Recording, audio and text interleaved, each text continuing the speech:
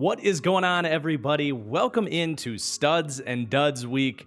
For those that might be new to this series or just need a little bit of a reminder, Studs and Duds is one of my original series. It is a comprehensive NFL player review series.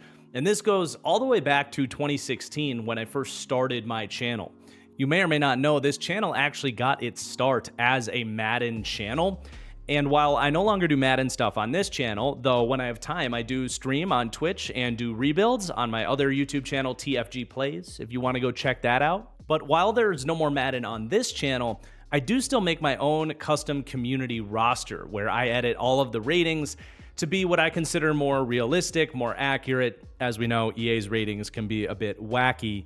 And then through the lens of Studs and Duds, I'm able to talk about all of the changes I made, why I made those changes, and while we're looking at this through the lens of those Madden ratings, it does show how I perceive these players in real life, and it actually gives us a really cool way to look at all of the rising and falling players around the league. So that is what Studs and Duds is all about. And as I set out for this season, this series is going to be coming in trimesters this year. So this is obviously our first trimester after week 7. Then we will have another wave of Studs and Duds either after week 13 or 14, depending on my schedule. I'll have to let you guys know in the future what week that will be. And then at the very end of the season as well. And in those weeks, I won't have time for my regular scheduled content like the power rankings or the weekly recap episodes of the Fully Inflated Football podcast. If you were wondering where those were at this week, won't be there this week. We'll be back at it next week. But without further ado, let's go ahead and get started. I do ask if you guys could please take just a second to hit that like button. This series does take a ton of work and definitely tends to be the least rewarding in terms of views and monetization. So if everyone watching this could hit that like button, that might change and I would really appreciate it. It takes just a second, so let's get those like numbers up. It really does help. But now let's go ahead and get started. And the Chicago Bears lucked into getting to go first here this week. We are doing the NFC North first here and then the NFC West because both the Vikings and Rams play on Thursday Night Football. So I want to make sure everybody is all together within the same week of action, if you will. And now that we're doing this in trimesters, I had to get rid of the star of the month. And I'm going to go now with the super stud. Basically, not necessarily the biggest riser for the team, but the maybe most impactful or just the guy I want to talk about the most. But for the Bears, our super stud is going to be cornerback Jalen Johnson, going +3 from an 85 to an 88. And that puts him firmly in the conversation for who is the best cornerback in the NFL, not named Sauce or Surtain. And his ascension to that level, after spending the first couple years of his career as a solid player, a nice draft hit for the Bears, but nothing like this, really over the last 20 games or so of Jalen Johnson's career, which stretches back to the 2022 season because he has missed a lot of time for injuries, he has had a meteoric rise. And I still remember the last game he played in that 2022 season. It was week 15 against Philadelphia, and he put A.J. Brown in a box. And then unfortunately, he missed the rest of that season. But that was a little bit of a glimpse into what we might see in 2023 last year. And last year, he had an absolute all-pro season. I mean, you could argue last year he was better than Pat Surtain and right there with Sauce Gardner, but really put himself on the map as, you know, someone that could have an elite cornerback season. But as we know, this position is very volatile. So heading into this year, it was like, all right, is this A.J. Terrell, who looked like the best corner in the league for a year, and then he kind of went back to still a very good corner, but maybe not top 3, top 5 type of guy? Or is he going to kind of come out and repeat that level of performance and prove that he is that dude? And so far in 2024, he's really kept it up. In 6 games, he's allowed just 10 receptions for 113 yards, 44 of which came on a long ball against the Colts. But he has not allowed a touchdown this year. And he's got 2 picks, 2 pass breakups. I mean, teams are just having a very, very hard time throwing at Jalen Johnson, and he's out here doing this without really, in my opinion, an amazing pass rush. They've been a little bit better this year than last year, but he handles number one wide receivers. He has incredible zone feel in this Eberflus defense, but they can go man-to-man with him. He's got the size, and he's got amazing technique to compromise for what is, a lack of elite speed. It's not that he's slow, but he doesn't have like that 4.3 speed that some of the game's top corners do. Sauce Gardner is very similar in this way too, but it reminds me of like Xavier Howard and Richard Sherman back in the day, where if you just kind of float that hand out there in a subtle way that won't get flagged, you're going to slow down faster wide receivers, and you can, really use that as kind of training wheels, if you will, to piggyback off of the guy who's faster than you. You can steal their momentum by placing your hand on him. So he's got that down. He's just a phenomenal football player and arguably the best player on the Chicago Bears at this point in time. But now we are going to flip over to the offensive side of the ball, and that's where we're going to start by talking about Caleb Williams getting a +1 here, 76 to a 77. I know Bears fans are going to say that's not enough, as we're recording this fresh off the heels of the best game of his young career, where he dominated the Jags and looked like that prince that was promised, a really dominant elite level performance where he showed off everything that we've hyped up from Caleb Williams. The crazy throws, the improvisational skills, processing that is pretty good relative to most rookies, and a young player in Caleb Williams' ability to throw with anticipation. That touchdown to Keenan Allen was just big time, hitting that back shoulder.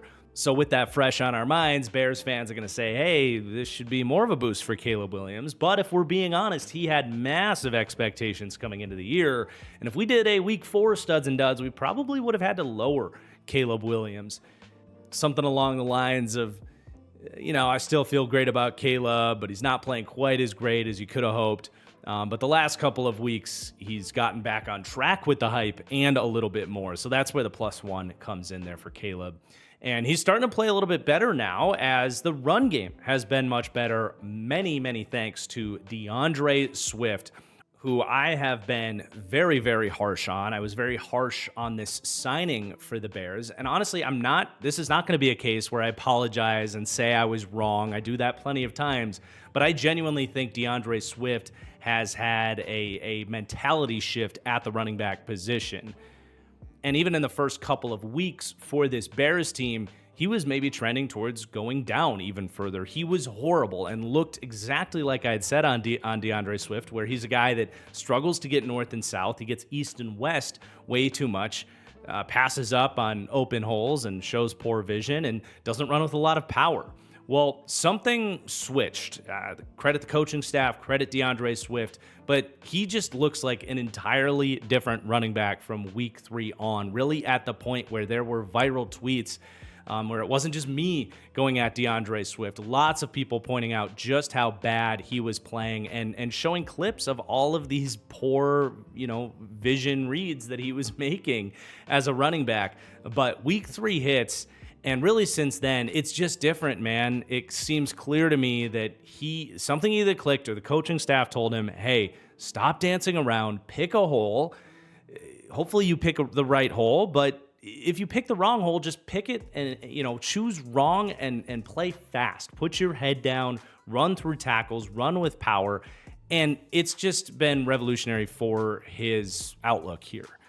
And that outlook, obviously, is great for the Bears, too, because when they couldn't run the ball in the first couple of weeks, they were just putting way too much pressure on Caleb. But unfortunately, all 3 of their starting wide receivers are going to come down. I think all of these guys have had spots of disappointment. DJ Moore just hasn't been making the big plays when they've given him opportunities to do it. And it's kind of hard to pinpoint. It's not that he isn't making contested catches. He's 6 for 10 on contested catches this year. It's not that he isn't getting targeted. He's got 45 targets in 6 games. He just hasn't been as efficient. Perhaps that's showing up in the lack of missed tackles forced, where he only has 3 of those this year, so he's not creating as much after the catch. But he just has to come down a little bit, man. He's at a career low in yards per route run after last year looked like he was emerging as a Jamar Chase type of elite number 1 do-it-all wide receiver. Reality is he just hasn't been that guy for the Bears. He's got to come down a little bit, and hopefully he can get back on track. Keenan Allen, this is a little bit more expected, maybe. 32 years old. He's been banged up. Hasn't been able to come in and have that chemistry immediately with a guy like a Justin Herbert. Now, again, we just saw his best game in his last game against the Jags. But when he's played, he just hasn't been very dynamic. It's just a -1, nothing crazy, but just coming down a little bit. And then Rome Odunze, full transparency for the Madden roster side of this. This is just an awareness drop. It's not in route running or hands or anything like that. But Rome was supposed to be this like high impact, complete wide receiver. And he's just had some, moments here and there, not getting his feet down on the sideline. And again, just hasn't been all that efficient as a wide receiver. I'm pretty confident that as Caleb plays better, these guys will get these ratings points back and maybe even more some, especially in the case of Rome Odunze.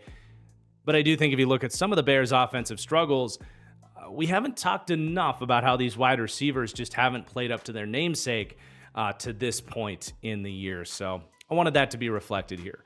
One guy that is really stepping up, though, is Cole Kmet. And in that Jags game where he catches the ball deep over the middle of the field, makes a guy miss, stumbles into the end zone, snaps the ball because the long snapper got hurt. That was like the first time in Cole Kmet's very solid career that I've actually said audibly, okay, Cole Kmet, like you made a big time play. Like Kmet has been a very solid possession tight end, a very solid blocker, but I've always felt he's been a little bit overrated by Bears fans because, I've compared him to guys like Hunter Henry or Bears fans were very mad when I broke out the Austin Hooper comp. I was talking about, 2017, 2018 Austin Hooper, who was a very solid possession tight end, someone like Tyler Higbee, those types. I've always really viewed Cole Kmet in that light, but I think he's taking another step up this year. He's making more defenders miss after the catch, making some more dynamic, big catches like that one in the Jags game, and his blocking continues to get incrementally better as well. It's another feather in his cap. So this is a case of I was wrong, was poking fun at Bears fans on Twitter in the offseason because I basically said Cole Kmet is somewhere around tight end 15 to 20 and that he's the most overrated player on the Bears.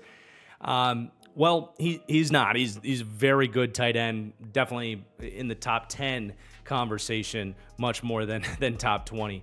But the other tight end, Gerald Everett, free agent signing, has not produced for them. He's got the lowest yards per route run since his rookie year, and he's been an abysmal blocker. So he just had to come down a little bit. I think we'll probably start to see him get a little bit less and less playing time now that Keenan Allen's back and Caleb's starting to play well. And then another free agent signing for them, although from last year, Nate Davis has been benched for right guard Matt Pryor, who I want to at least talk about briefly. Pryor's playing okay out there, and they're going to go with him for the foreseeable future. But yeah, Davis, this really started last year. He's had a hard time staying healthy, but now he's healthy and a healthy scratch. I don't even know if he was active in their last game. So just a falling out for the veteran. And then Coleman Shelton has stepped up at center. Just a solid option, man. He really is. Not the biggest guy, not the fastest guy, not the strongest guy, but he's tough. He's worked his way up to this opportunity. Wasn't even clear if he was going to be a starter heading into the offseason, but he's been very reliable for them to start the season. Then moving over to the defensive side of the ball, I have been very impressed by Darrell Taylor, showing some growth in a way that he really never did in Seattle. Honestly, the pass rushing stuff's been a little bit better. He's made a bigger impact in that regard as well than I thought he would for the Bears. Had some big high leverage pressures and sacks throughout the season, and they really needed a number 2 edge to just be like an adequate piece, right? Like Yannick was the least efficient starting pass rusher in the league last year. They didn't really have a guy heading into the year that you were too excited about. So, he's not killing it, but he's been nice and he's made impact plays in big spots. But really where his most growth has come as a run defender. He's always been a guy that's like listed at 260 pounds, but plays like he's 220 pounds out there, has always just gotten paved over in the run game in Seattle. That has not been the case in Chicago. They want these guys to play all 3 downs if they can and hold their discipline and defend the run, and he's done a much better job of that. He's doubled his rate of defensive stops, and he's also finishing much better. His missed tackle percentage has gone from 25% to now 8%. So just playing better football here in Chicago. Credit to Taylor, of course, but Ryan Poles as well. It's been a very underrated pickup for this team. And then the other pass rusher, defensive lineman stepping up. That was the big thing for the Bears coming into the years. Can they just get something out of this D-line opposite of Montez Sweat? And they're getting a little bit of that from Taylor, but Gervon Dexter was a huge linchpin for the success of this team, and he is taking a step in year 2. I don't think he's taken some monster leap into starhood yet, but he's been a very capable number 2 player for this team. He's getting them anywhere from 3 to 5 pressures per game. He's converting them into sacks as well, and he's holding up okay against the run. He was a guy that needed a lot of growth in his technique coming out of Florida. He had his ups and downs in his rookie year.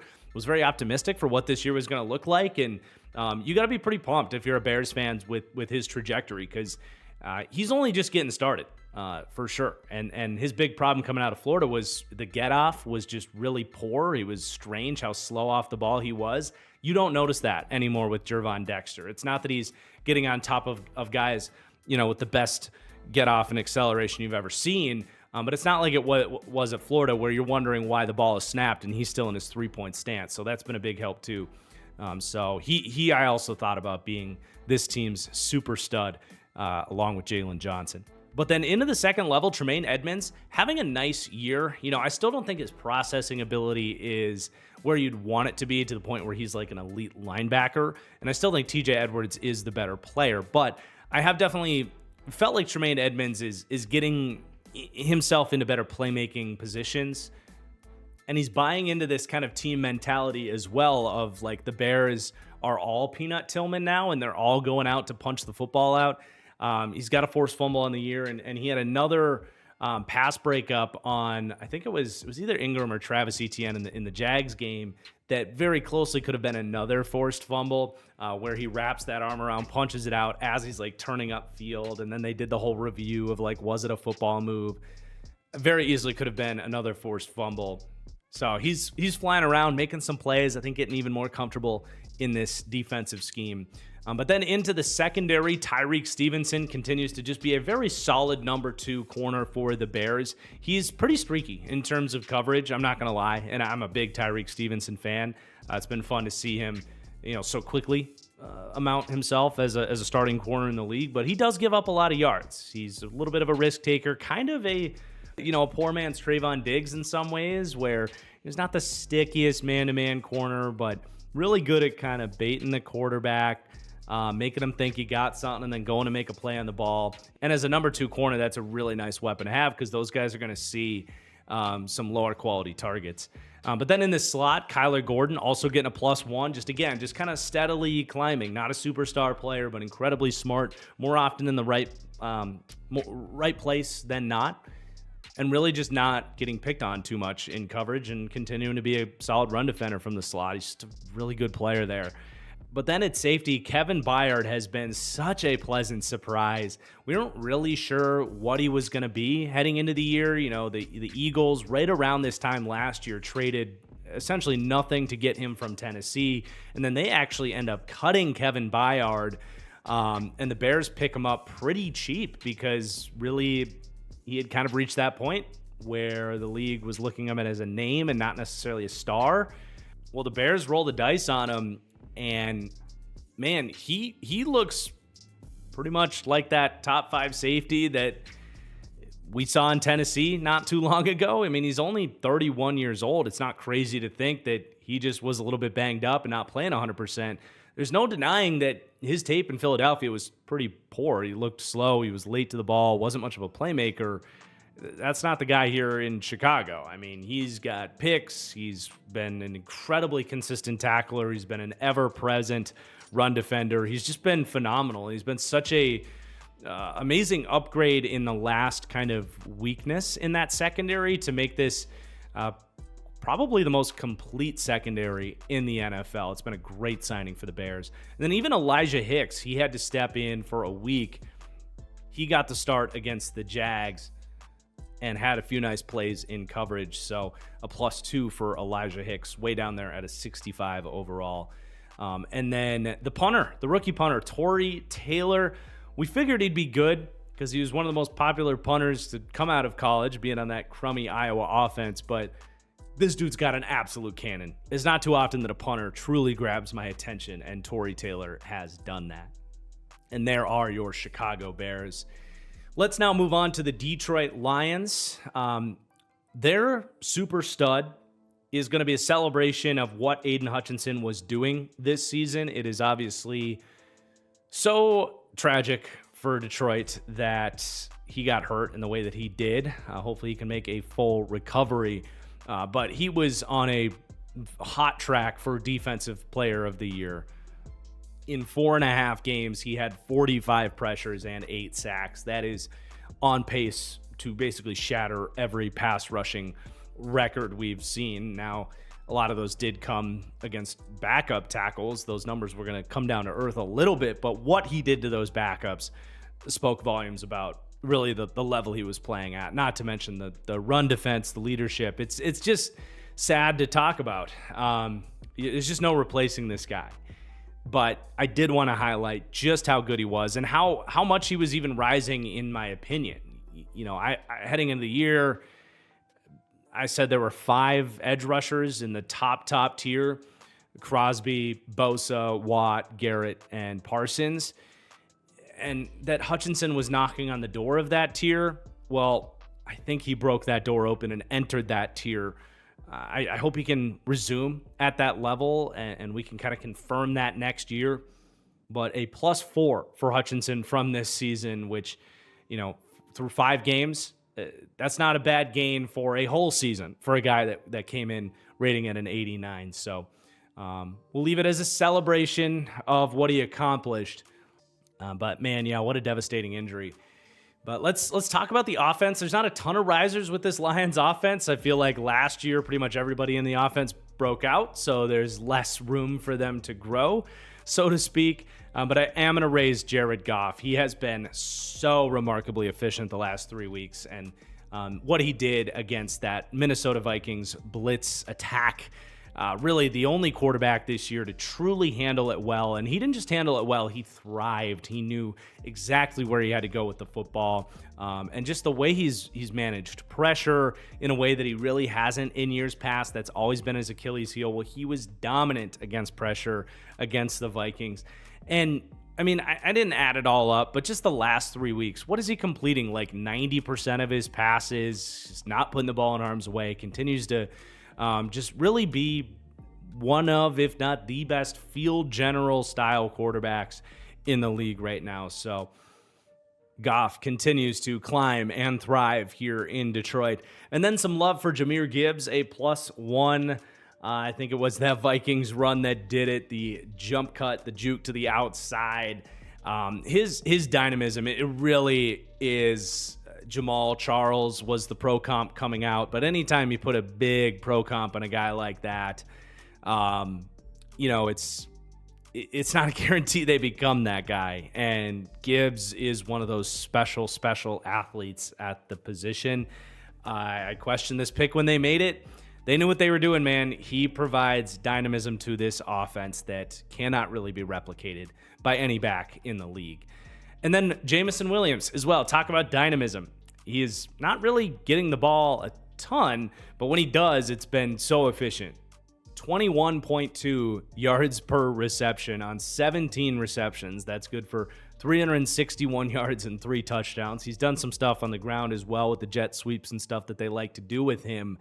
But, you know, they don't need him to be the route runner and a guy that they're going to feed the ball a bunch of times. You know, they have a bunch of other guys to do that for them.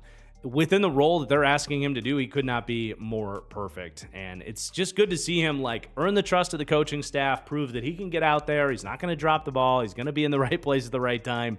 That's seemingly been hard for Jameson Williams to earn that trust from the coaching staff. It didn't take too much development for him to be such a weapon with his speed within the confines of this offense where he's such a perfect fit. But he's accomplished that, and it's definitely putting the fear of God in defenses right now because it just opens everything up, and you have to account for the big playability of Jameson right now. You can't count on him to screw up how he tracks the ball or drop it, or you have to make sure you've got help over the top for this dude right now. And then just a couple other guys to talk about with the offense. Backup guard Coyote Awosika has started a couple of games. It hasn't been anything special, but started in that Seahawks game and actually held up very well in pass protection. Just got a second start against the Vikings and took a few more losses, as you would expect for a lowly rated backup, but deserves a little bit of love. And then I did want to at least mention Tim Patrick. Great to see him healthy out there. He's not going up because I figured he'd be pretty good in this role for Detroit and wasn't really sure why Denver let him go. He's been a good player when he's played. It's just been health for him. But worth noting that he is slotting in perfectly in that Josh Reynolds role. And he's only getting a couple of catches every week. He's only been out there for a few weeks. But if he continues at this level, he will deserve a little bit more of a boost, being such a good fit with all the other pieces that they have in this offense. They don't really have a big-bodied guy to go make a play over the middle or down the sideline on a big third down, and Patrick can be that for them. So he made so much sense when the Lions swooped him up.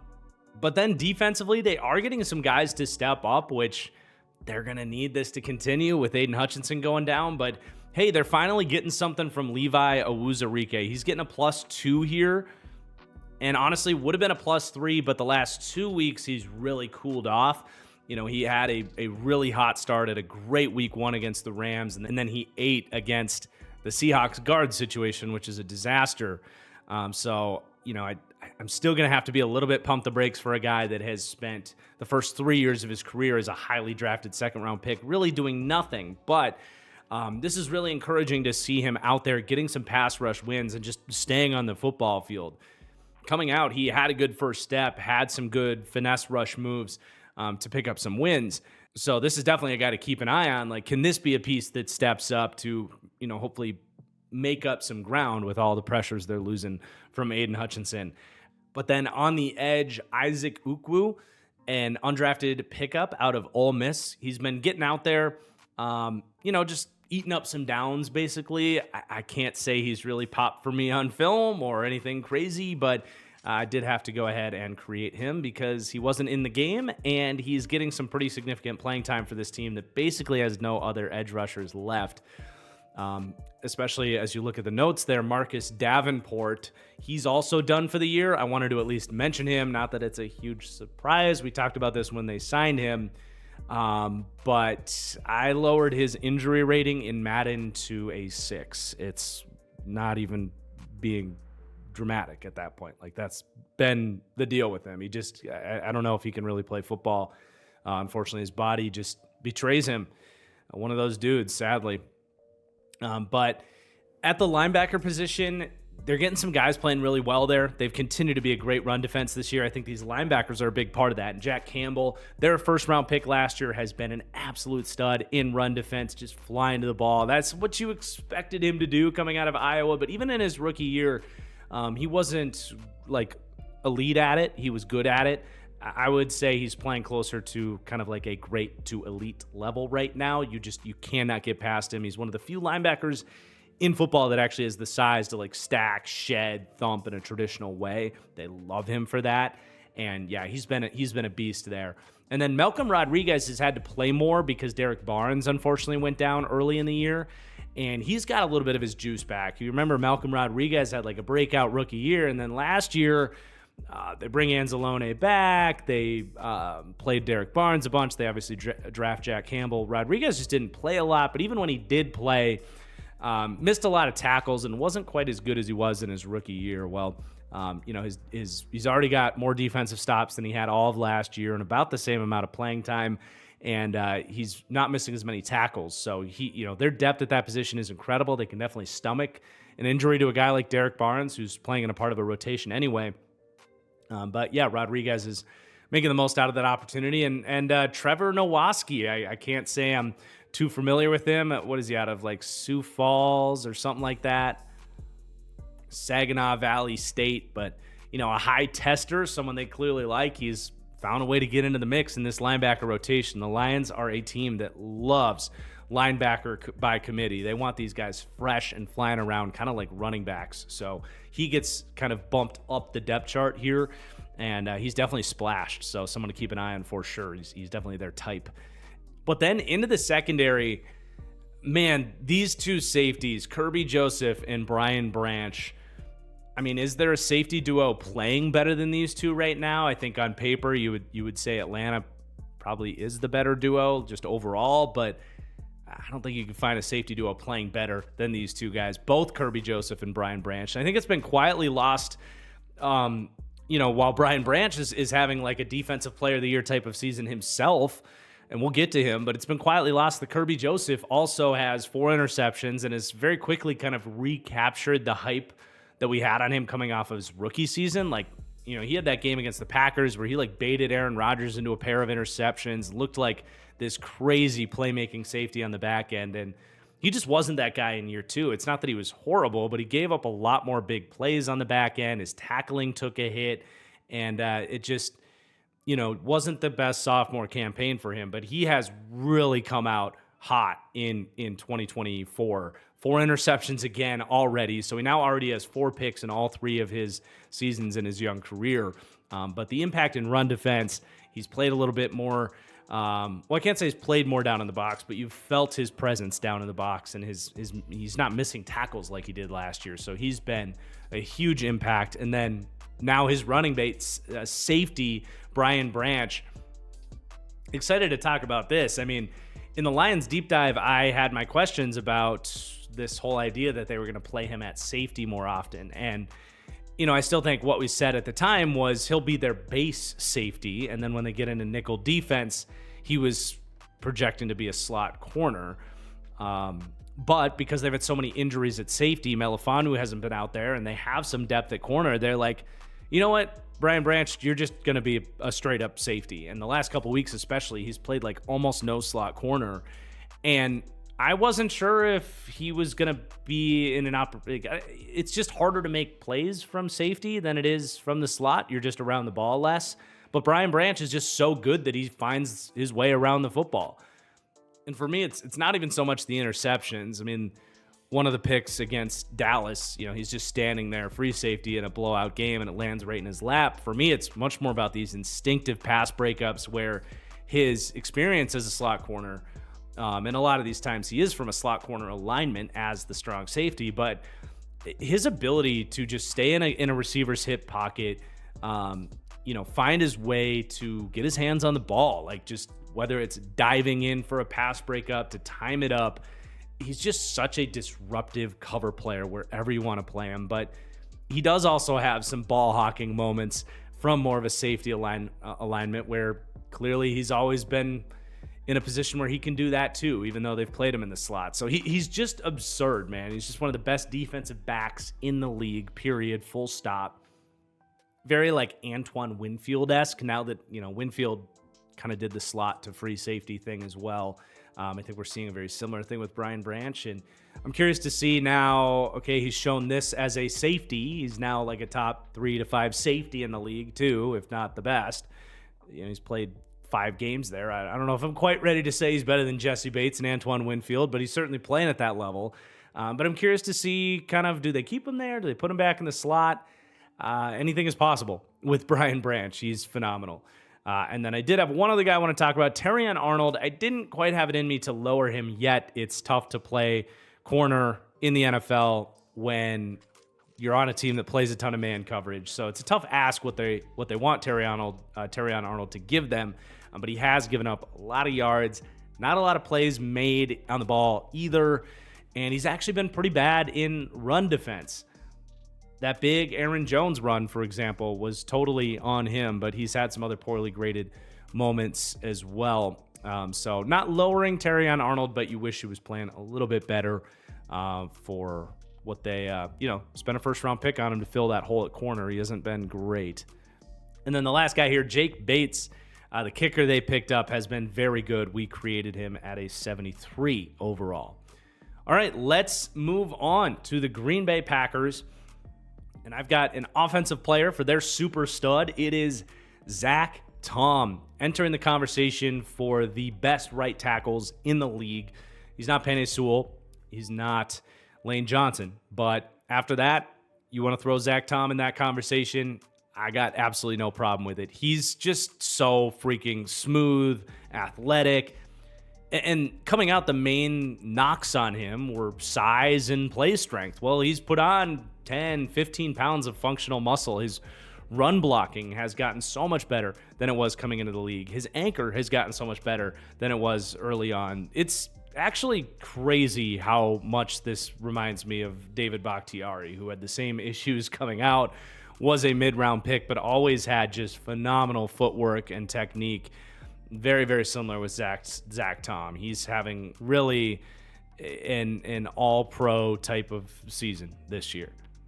But then sticking with the offense, got to bump Malik Willis up. He was so impressive in those two starts against Indianapolis and Tennessee. Not just the running ability, but honestly, some of his throws from the pocket. He had a couple of third down conversions, especially in that Titans game, where he was actually hanging in the pocket, throwing strikes over the middle of the field in a way that he never did at Liberty or in Tennessee. But he took care of the football as well. If nothing else, showed that he can be a very capable backup for the Packers or wherever else his career takes him. I'm not quite ready to throw him into, he's going to be a starter in the league someday, but you never know. Then we got Emmanuel Wilson, the year 2 undrafted rookie running back. He's got some juice, man. He's not quite Jordan Mason. Mason's obviously more explosive and just better overall player, but this does remind me a lot of Jordan Mason, where it's a guy that no one really knew about coming out, but team takes a flyer on him because he's, 6 foot, 225 pounds and fast and explosive. And turns out you give that guy the football, he's a handful to bring down. He's looking really nice as RB2 for Green Bay. Makes you wonder why they ever even thought about bringing A.J. Dillon back, because it is just night and day. These guys are both big, but one of them can actually put his foot in the ground and go and run with some power. It's really a breath of fresh air, what they're getting from him when Josh Jacobs comes out of the game. So a +5 for Wilson. And then Dontavion Wicks has got to come down. He's actually been really bad this year. He's 0 for 7 on contested catches, which was a big selling point for him in his rookie year. But he's had bad drops as well. There was a lot of hype for him coming into the year, and he has gone the opposite direction. Maybe he's only good every other year, because that was the thing with him coming out of Virginia Tech, was he was really bad in his final year. But defenders of him coming out, and probably Brian Gutekunst, would say, okay, you got to go back a year, and he was really good at Virginia. Maybe he's just only good every other year, and he's one of those guys. I don't know, but hopefully he can start playing better.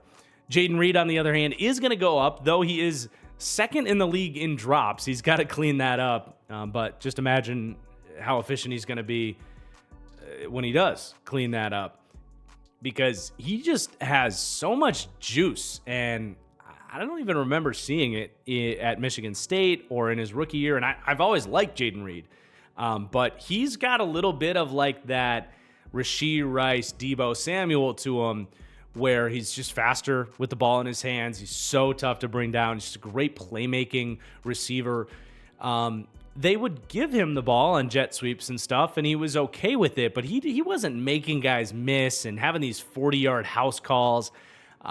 Catching crossing routes, making 2 guys miss. He wasn't doing that even at Michigan State or in his rookie year. So I don't know if he's just put his time in the gym or the game's moving slower for him or what, but he's definitely the most dynamic player on the Packers. And he's like making crazy catches down the field too. He was on the receiving end of that play against the Rams where Jordan Love just kind of heaved it up out there into triple coverage, and Reed found a way to come down with it.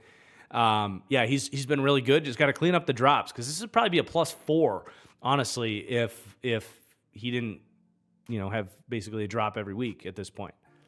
And then Tucker Kraft also going up. He leads the league in missed tackles forced among tight ends, and he has been such a nice weapon for this team. For the most part on check downs, throwing the ball underneath, picking up those first downs, making a guy miss.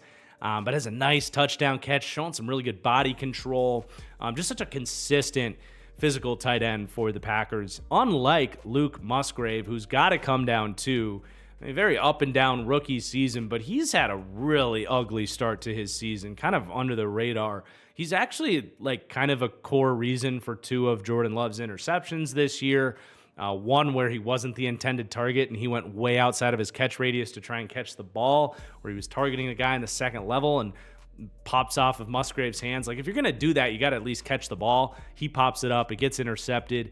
And the interception against the Eagles, too, where Love's trusting him to use his 6'6" frame to box out the safety, lets the safety go right through him. So he's tall, he's fast, and that's fun, but he doesn't block. He doesn't use his size to win tough catches, and now he's hurt. So, at least Tucker Kraft has been a hit for them, but Musgrave, it's definitely not trending in the right direction. He's even a player that if I'm the Packers, I would maybe float his name out there a little bit, because I just don't think he's a fit with what the Packers want to do. And then a couple more offensive linemen going to go up as well. Rasheed Walker has been phenomenal again this year, the breakout year last year, but he's just such a stable pass-protecting tackle. Still hasn't really figured out the run-blocking side of things, but the Packers will be just fine if that never happens, because he's really been a kind of top... there's so many good left tackles in the league, but just top 15, a good, consistent pass-protecting tackle. There's not a clear weakness in his game. He's got solid athleticism. He's big. You don't really go through him too much. He's just been such a pleasant surprise as a 7th-round pick for the Packers. And then Sean Ryan showing up. Hey, I loved Sean Ryan coming out 3rd round, tackle to guard, convert, but some injuries, just... it was a very slow start to his career, but finally getting on the field in year 3, competition breeds excellence. They create the opening by letting John Runyon go, and 1st-round pick Jordan Morgan in a competition with Sean Ryan, saying, hey, may the best man win, and Sean Ryan wins the job, essentially. They're still kind of rotating in Morgan just because he was a 1st-round pick. They want to see what they could get there from him at guard, but... yeah, Sean Ryan has definitely been the better player and earned the majority of those snaps. I think that rotation is going to be coming to an end. He's got a lot of mass, a lot of tenacity and play strength.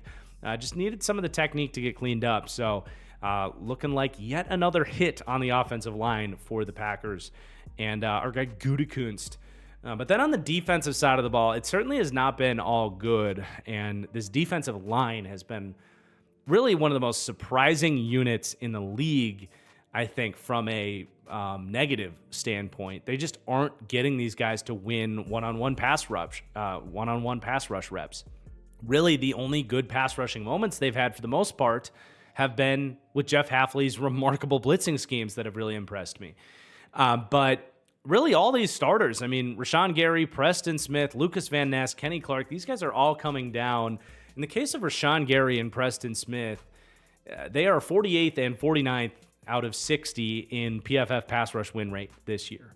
And Rashawn Gary, I thought, getting to put his hand in the dirt, getting north and south, I thought he would rush with more power and really have kind of a re-breakout here outside of Joe Barry's system.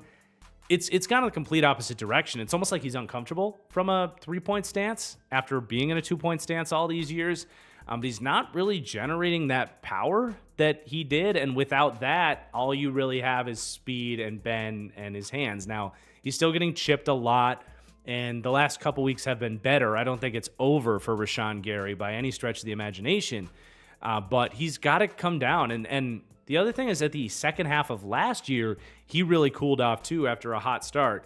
So I can't fully explain why he hasn't been the old Rashawn Gary, but it's definitely hurt the floor of this defense. It's great that they can rush the passer with the blitz and do some of that stuff, but it would be nice if this team could just rush 4 and drop 7 and get after the quarterback from time to time. And without Gary, they don't have a dude doing that, because Kenny Clark's not doing that right now. Just like last year, he's having a really cold start to the start of his season. I don't know what that's all about. But Preston Smith It's a guy that's also been very streaky in his time in Green Bay. Goes on these hot streaks and then gets cold. I mean, he's been a complete non-factor the last couple of weeks. And Lucas Van Ness, their first-round pick last year, I was really excited for him. He as well is just not generating pressure. So there's talent here, right? These are 3 first-round picks. Preston Smith, a guy that's been doing it. But for one reason or another, they are not winning their pass rushes in this system. But let's go to the second level because things do get better back there. Eric Wilson, veteran linebacker, has been awesome. This is kind of reminiscent of what they did with Devondre Campbell in many ways. He's made plays in coverage. He's been, I think, their best linebacker in terms of run defense when he's played. He looks really good. And I mean, Packers fans, Quay Walker, I know it's sensitive because it was a concussion and it looked bad, but let's be honest, Quay Walker gets hurt and the Packers defense has by far their best game. And Eric Wilson's flying around making plays. I don't know. I feel like Eric Wilson should be starting over Quay Walker at this point, and I think Edgerrin Cooper should be starting over Quay Walker because of the explosiveness he brings to the table. Now, Cooper, he's been a splash play defender as we expected, but he hasn't quite had the run defense gaffes that you may have expected for a guy that basically didn't play linebacker at Texas A&M. They just kind of had him hover around the line of scrimmage and attack the football. He's had to actually make pro reads as there's been some injuries and he's had to play a little bit more. And he's been able to do that. So he's been really impressive. And when he does blitz, there are very much like those shades of Devin White where you get him with a couple steps to build up speed matched up on a linebacker. It's just too much momentum for a running back to handle. So he's been a real problem and looks good for a second-round pick. And then into the secondary, going to give Keyshawn Nixon just a little bit of love. It's nothing crazy. He still gets picked on a little bit, but I was worried he was going to be a liability in the slot for the Packers, and he hasn't. He's been solid. He's been tackling more consistently as well. A guy that has been mostly just a return man in his career, but a great athlete, good ball skills, and kind of learning the position as he's had to play it more, and yeah, he's adequate. But then Xavier McKinney, what a signing this has been for the Packers, just plugging that empty hole that was the safety position for them last year so well, and then stepping in and playing like a top 5 safety in the league. I mean, obviously the 5 interceptions stand out, 5 picks in his first 5 games, and they weren't all, they just, quarterback threw it right to him or ball got deflected to him. He had to make reads and make plays for a lot of these picks, and those are exciting. But the lack of coverage busts while playing aggressive is remarkably impressive. This is not a guy that has really been credited with many big plays allowed at all here in Green Bay or going back to last year for the Giants. So he's so cerebral, he's so smart, and he's just a really consistent run defender coming downfield too. So just been everything they needed from him when they paid a lot of money to bring Xavier McKinney in. And it's actually been worth it for them. I think myself and many people wondered if a safety can be worth the $20 million that they paid him, especially a guy that's not like a dynamic athlete, and can nip that in the bud. I mean, Xavier McKinney's been awesome, as has Evan Williams. Wow, I was just so wrong about criticizing this draft pick. I see the vision now. He is just a scrappy playmaker. He's kind of one of those positionless safeties where he plays a little slot corner, a little free, a little strong, a little dime linebacker, just kind of a do-it-all dude.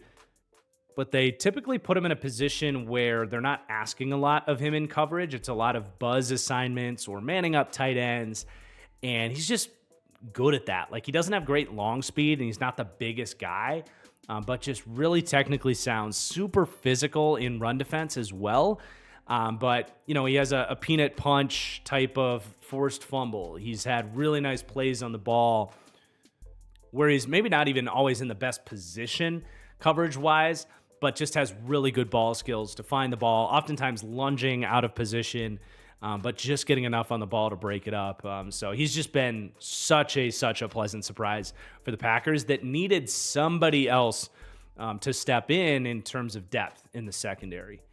And then wrapping up the Packers with a little bit of love for the punter. I think this is closer to where I had Waylon rated in last year's roster, but I always just roll into every year with EA's kicker punter ratings because, frankly, they probably do more research on that than I do. But Waylon is, I think, third in average net hang time this year. And he had a critical punt in the Texans game where they got backed up late. They needed to flip field position, and they did it. So yeah, he's been really good for them. Maybe, just maybe, they have a kicker punter combo that'll work for them now with McManus in town.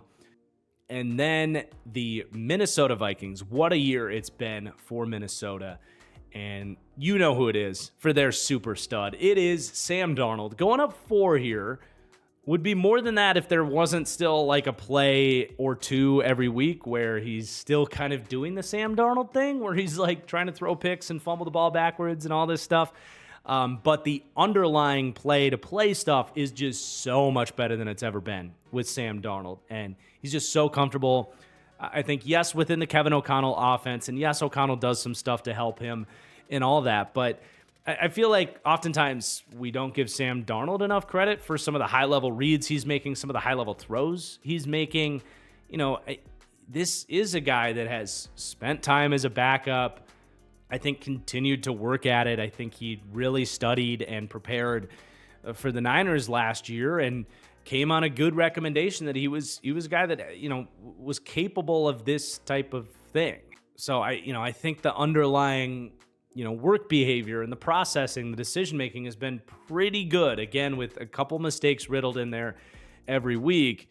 But beyond that, I do think where he's been most impressive is the pocket presence. And this was something I loved about him at USC. He had that ability to, dance around the rush, keep his eyes downfield, mitigate pressure, and extend plays when he needs to. That's been super impressive from Sam Darnold. It feels like he's had a bunch of big third downs in big spots where it was like, oh no, are the Vikings going to let this team back in the game? And he's kept a drive alive or made a big throw in just the biggest of spots in 3rd and 10, 3rd and 12, 3rd and 15 types of situations.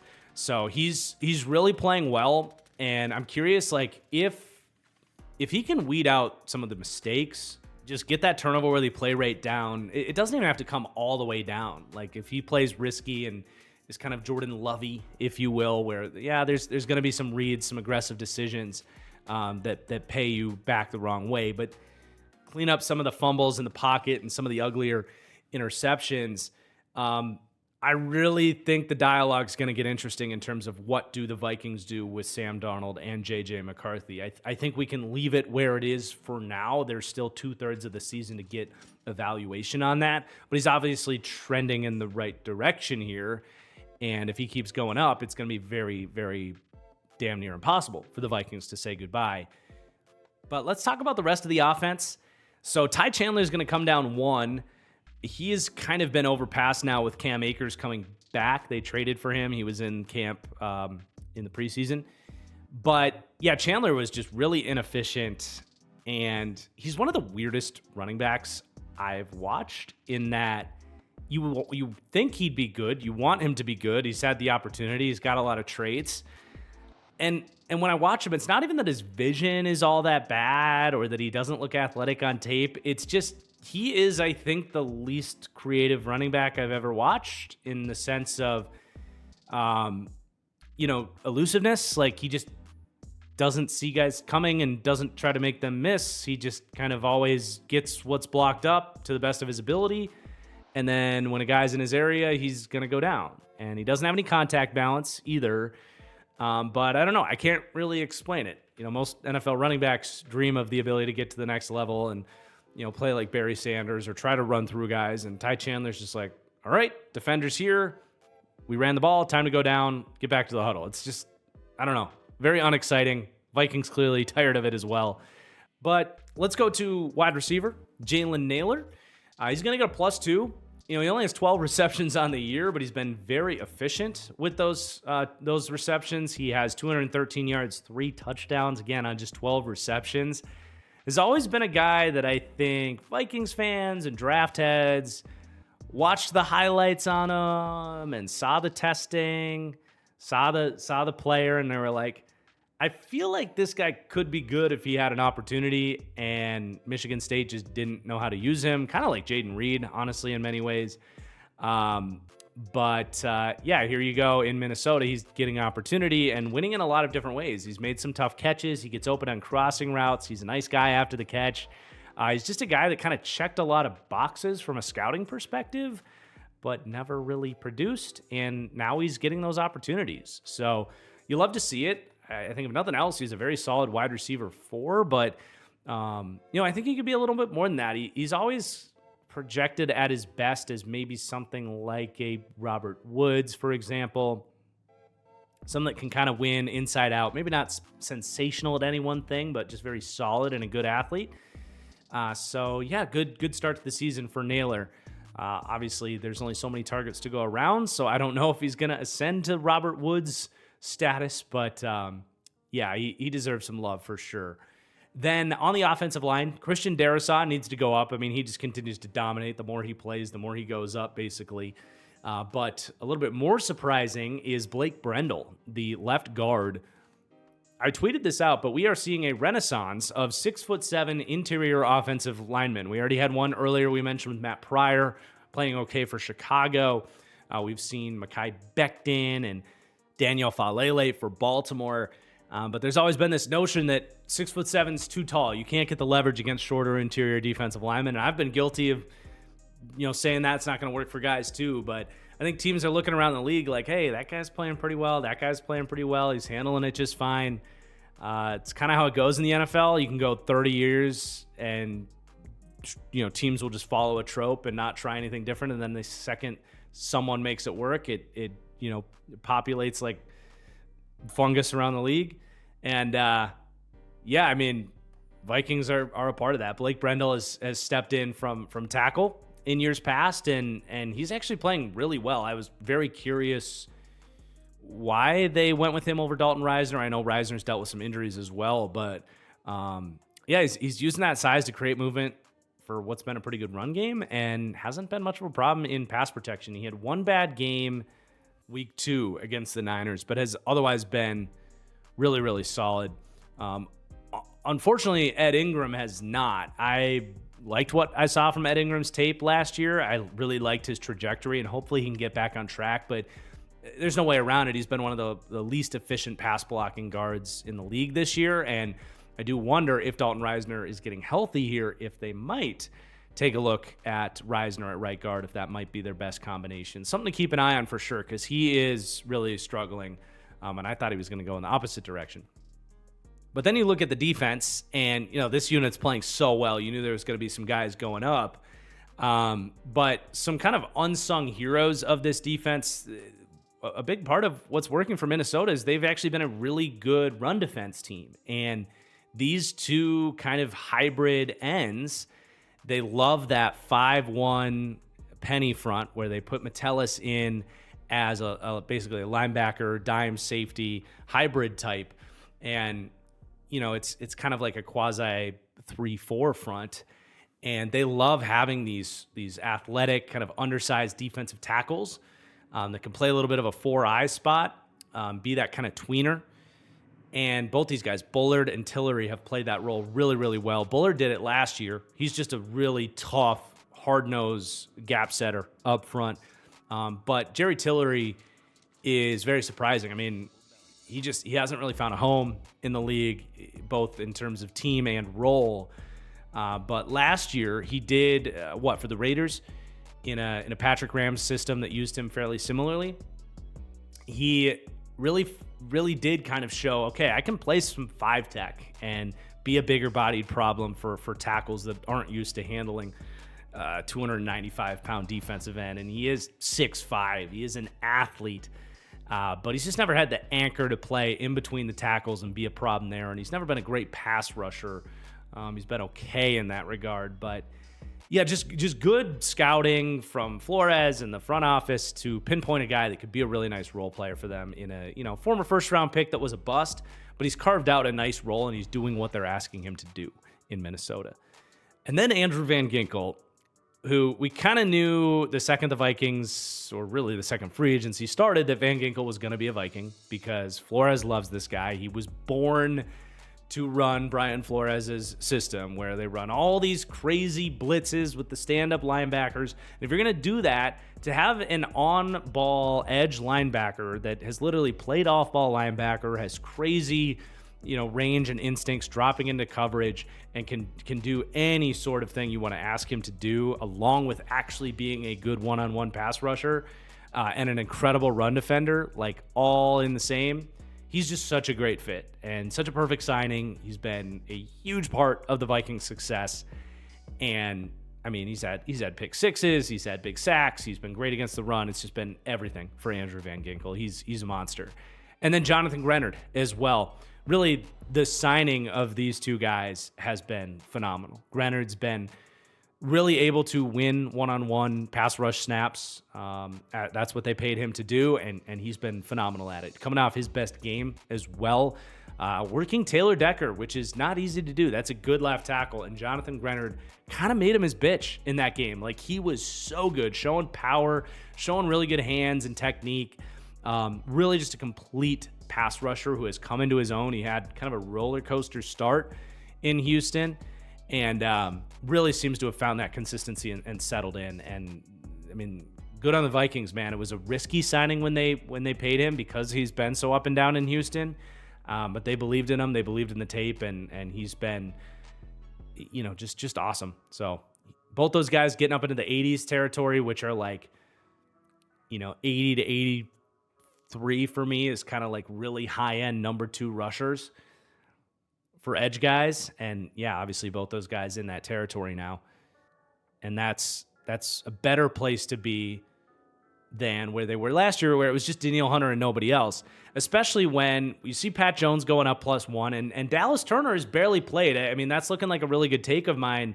Heading into the year, Dallas Turner was the front runner for defensive rookie of the year. And I'm like, that's insane. Like, he's going to play less than 50 rookies in the league probably, and he's got like 80 snaps this year.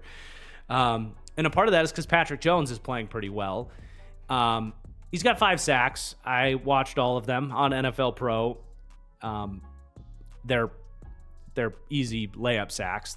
2 of them unblocked, 2 on a stunt where he doesn't fully beat his guy, and 1 he's losing his rep and Brock Purdy gets walked into him. So I think we'll see those sack numbers come back to earth. Always get a little bit of hate from people when I say that, those sacks were cheap sacks. But hey, with NFL Pro now, it's a lot easier to go look at that and see for yourself. But going to give him a little bit of love. I mean, that's really all he's doing is he has 5 sacks. I mean, his PFF pass rush grade is like 47. I don't think he's actually been that great. But we're giving him a little bit of love because he is earning that playing time over Dallas Turner. He's producing. He's been fine. But I wouldn't go too nuts on Patrick Jones here. But with that, I am going to raise the hype on this linebacker duo. These guys are very fastly trending towards me basically saying, like, this is the best linebacker duo in the league, outside of San Francisco. Obviously, Greenlaw's not playing right now. But they really are playing that well. It's just you've got 2 guys that essentially came out of nowhere. I mean, I've obviously been a huge Blake Cashman guy for a long time. Viewers of the channels know I had a first-round grade on him, pounded the table for him, had him over Devin Bush in that draft class. Like, never wrong, just early, basically. Like, I'm thrilled to see this for Blake Cashman. But the reality is he had a breakout year last year, really hadn't done anything in the NFL before that. And then you have Avon Pace, who was in year 2, was an undrafted rookie last year. So these guys, just at least the way my process, and I think most people's process works, it's like you just have to have a little bit more sample size to show before you clear that bar of like elite status, basically. And I think that's fair. But just in a vacuum, like, who's playing the best linebacker?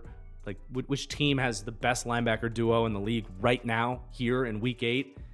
You have a very strong case that it's the Minnesota Vikings. I mean, Blake Cashman didn't play against the Lions. You very clearly missed him in that game. That big Jahmyr Gibbs run we talked about probably doesn't happen with Blake Cashman because of his sideline-to-sideline speed, how quickly he reads things out. He's just so quick, and physical to get around blocks. He's great in coverage. He's a great blitzer. I mean, he does everything. This has been such a great signing for the Vikings. But you pair that with Avon Pace, who only plays about half the snaps because they base their defense out of that 5-1 package. But hey, if you're still trying to argue for best linebacker duo in the league, and half of that is Josh Metellus, the other half is Avon Pace, like that works too. But Pace is just so perfect as a number 2 linebacker. I mean, he would be in most systems, but especially here where they blitz like crazy. I mean, that was the thing with him coming out, is he's like this historically great blitzing linebacker prospect. He has incredible first step. He's low to the ground. He's only 5'11", and he's just got all these spin moves and bend and a little bit of power, and he's just impossible for even offensive linemen, but running backs especially, to get their hands on him. But it's not the only thing he does. He has rare instincts as a run defender. A guy his size should not be able to be as impactful against the run. But he is. Like, he basically shoots through gaps. You'll notice his missed tackle rate is extremely high. That's a downside on him. But it's high because he's oftentimes diving at guys' ankles and, being aggressive to try to make plays. And the plays he does make definitely compensate for when he does miss those tackles. But he's just perfect as a number 2 guy for Blake Cashman, who's just so complete. So these guys are heading up very, very quickly. It's just more of a sample size issue for these guys in terms of having them rated out as the best linebacking duo in the league. Obviously, they're not quite there yet with where they're coming from, but they deserve all the credit in the world. And then the last player we talk about here is the kicker, Will Reichard. Really not a surprise that he's phenomenal. He's like the best kicker in college football history. So he's been super accurate and has answered the Vikings' kicker problems very quickly.